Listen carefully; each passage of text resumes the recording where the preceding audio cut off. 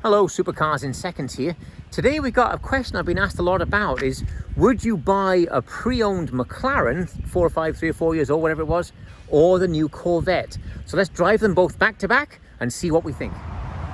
Size-wise, the cars are similar. I'll put the weights here and the lengths here.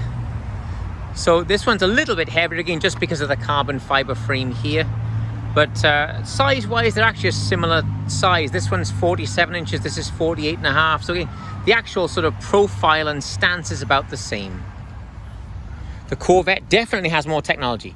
It's got some amazing stuff. I say one of my favorite things would be the nose lifter is GPS based. You can lift up the nose on the screen. It'll ask, do you want to save this location? Just hit a little check mark, and then next time the car gets there, it'll automatically lift.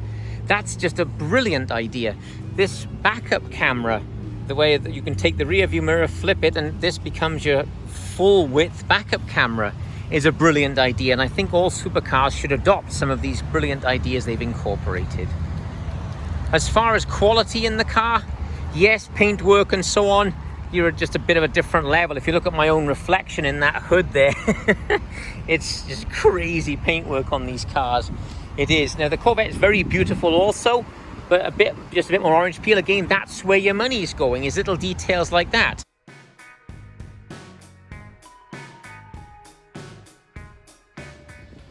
So here's the 8th generation Corvette. This is Long Beach Red. As I understand, this color might not go into 2021. Perhaps you'd know better than me. You can let me know in the comments down below. I like these silver stripes, and they go full length over the whole car, even onto that little spoiler on the back there. This is a Z51 package. I'll show you now what is included in the Z51 package. So here's the Z51 package, just an amazing value. We get the performance brakes, performance suspension, performance exhaust, performance rear axle ratio, electronic limited slip, Z51 larger rear spoiler, performance tires as run flats, and then a heavy duty cooling system. All of that for $5,000. Just absolutely amazing value. Up front, they've incorporated some lovely details. You can see little cameras and so on all around that we'll show in later on for how the backup cameras work. You can see that low temperature exit radiator here. Cool LEDs in 2 sections. And one of my favorite details is the shape of this hood. It comes down very much like a stealth bomber, and super cool in its design up the front there. Obviously creating a ton of downforce with the angles, and then forcing it around the side of the car too. This intake, I actually like it better on this darker color. This is the, let's say, the Long Beach Red. I like that darker accent here. Of course, your door handles up underneath. There's a little rubber button to push and get inside. So driver's eye view in the 8th generation Corvette is just beautiful. We have the just over 12-inch screen here, an 8-inch screen here, but they've separated them because of the width of the steering wheel. So when you're actually driving, it does look like one big screen. This is called natural dipped. We've got, that's the leather color, which is everywhere and very beautiful. There's a 3LT specs, which gets all of the electronics, gets the 14-speaker Bose audio system, and really just a nice car. Let's start the car up. Well, we've got the start-stop button over here behind there. I'm just going to put my foot on the brake and hit the starter, and she'll come to life for us. There it is. You know, Corvette logo, of course, on the screen. Same as on the wheel. Now the modes and everything, I'm not going to go too in depth in that because I already done a video on that I will link at the end of this video, but I'm going to be driving the car in track mode today. Alright, so let's set off in the 8th generation Corvette. Just roll into it and hit it. Oh, a great transmission. Into Batman's corner here, we're in track mode. Oh, a good balance. It turns in very, very well. A little bit of lean in the body, but I'm sure that squashes that rear tire. There. Nice. Okay, front rotor's just over 14 inches. I'm going to hit them really hard. Oh, very good. Especially that 30 miles an hour to 0. Unbelievable strength. So one nice thing the engine has is a sound. This V8 just sounds fantastic. It really does. Really a great, very sensitive throttle. Brake pedal, about an inch of dead travel at the top, then it bites very firmly. I think as the model progresses and we get into the Z06 models and the ZR1, etc., all those things are going to be so crazy from what they tell us. It's going to be exciting to see what they do. There's that nice hard edge growl to the car. Really good balance as I'm weaving through here.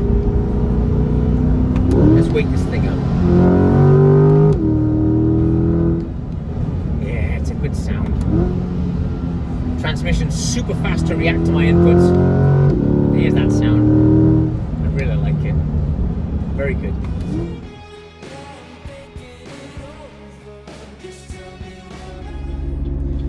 So mode in the McLaren, I've got it in active, making these two work. We can have the suspension in sport, the engine, gearbox and exhaust in track mode, in the manual mode. So that gives me this display up here showing me tyre pressures and tyre temperatures. My rev counter across the top, speedometer and gear selection is shown here. So let's go. So again, we'll just roll into it and hit it. Different delivery of power, it's weird. Into Batman's corner here.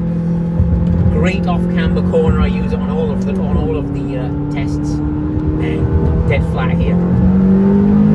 Yeah, that exit of corners, those turbochargers should hit harder. 15-inch front rotor in carbon ceramic. Oof.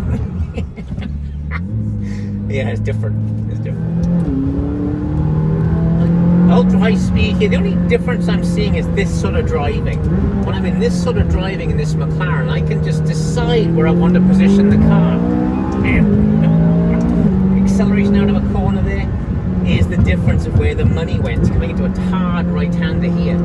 Just balance. I can position it tighter to the right side if I wish to, incredibly easily. And I think that's the difference. You know, straight line speed, there's lots of cars that are similar to both of these vehicles, but the sharpness in the steering, the way I'm able to position a supercar is the difference, I think. And hopefully as Z06 and ZR1 come, that will come with the car.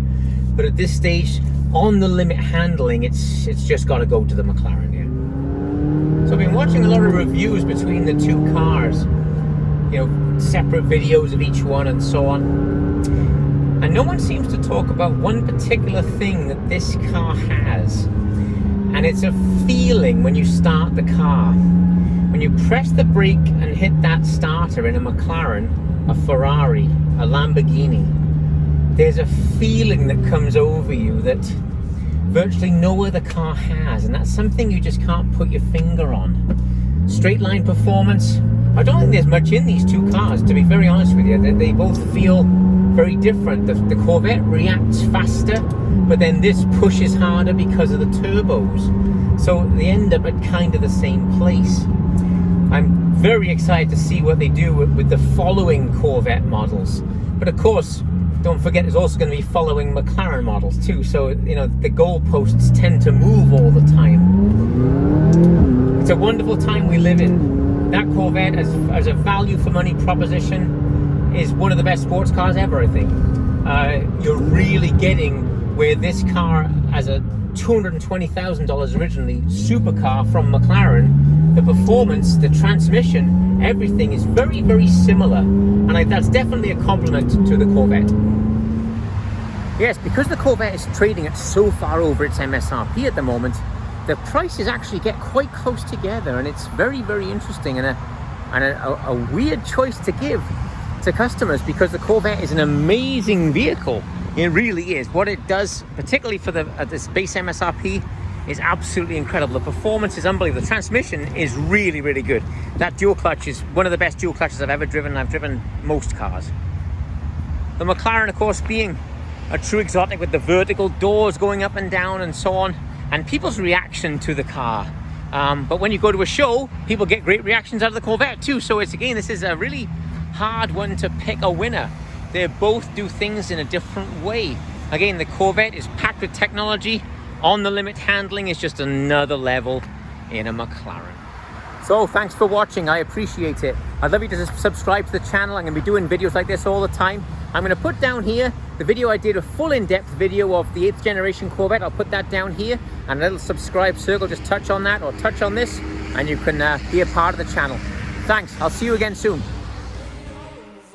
Just tell me what to